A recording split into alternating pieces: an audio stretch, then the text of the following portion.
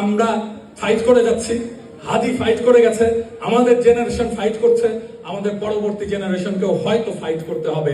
কিন্তু আমরা চাই যারা আমরা বেঁচে আছি, আমাদের এই প্রজন্ম, আমরা যতদিন পর্যন্ত সম্ভব আমাদের লড়াই অব্যাহত রাখবো, আমাদের ফাইট অব্যাহত রাখবো এবং আমাদের পরবর্তী প্রজন্মকে এই বিদ্রোহের আগুন আমরা তাদের হাতে অর্পণ করে যাব। এই বিদ্রোহের শিক্ষা, সাহসের শিক্ষা তাদের হাতে অর্জন করে যাব। একটাই লক্ষ্য থাকবে, আপনারা আপনাদের হাতে যেই চেতনার মশাল, যে বিপ্লবের মশাল, যে সাহসের মশাল আমরা তুলে দিয়ে যাব, ওই আগুন কোনদিন নিভে যেতে দেবেন না।